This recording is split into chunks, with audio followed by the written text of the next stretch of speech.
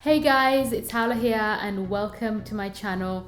I'm an MA Psychology student and I create lifestyle, psychology and relationship content. So for this video, I'm going to share with you guys a psychology formula that's 95% accurate in predicting whether your relationship is going to last. Now this formula is based on empirical research by psychologists Gottman and their colleagues. They conducted studies where they asked couples to resolve a conflict in 15 minutes, and they recorded these interactions and then followed up with the couples 9 years later.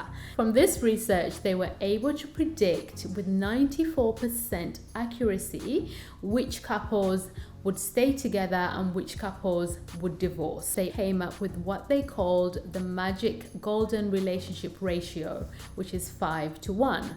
And what the ratio says is that in a happy relationship, in a happy marriage, for every one negative interaction, there has to be 5 positive interactions.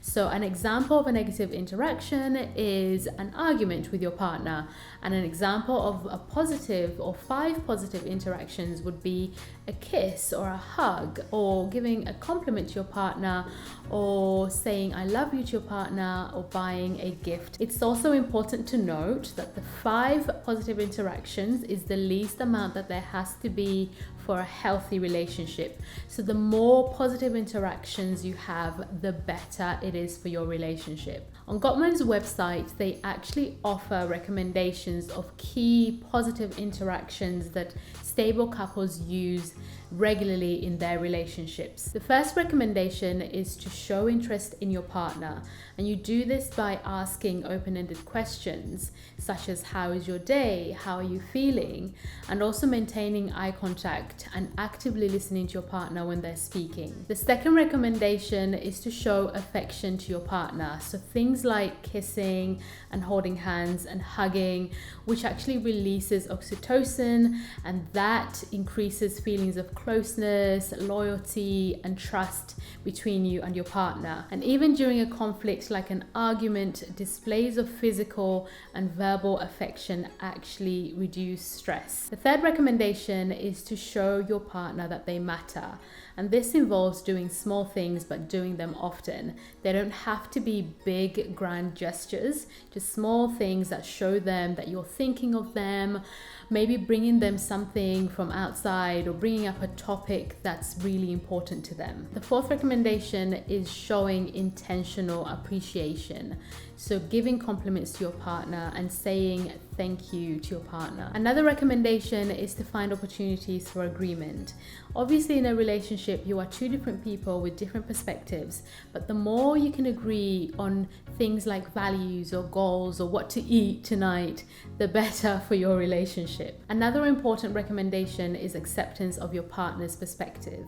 Even if you don't agree, it's important to let your partner know that their perspective is valid and it makes sense, which shows you have respect for them. Another recommendation is being able to empathize and apologize.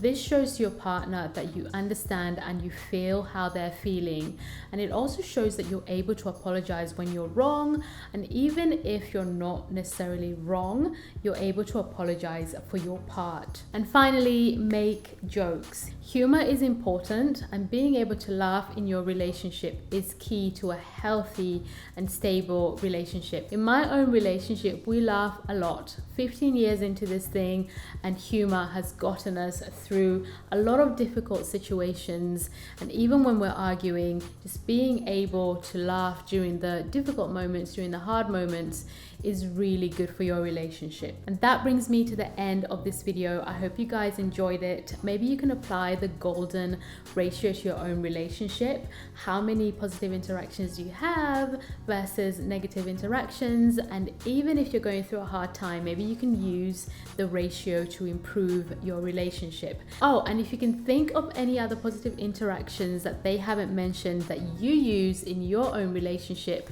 then drop them in the comments and I will see you in the next video. Thanks. Bye.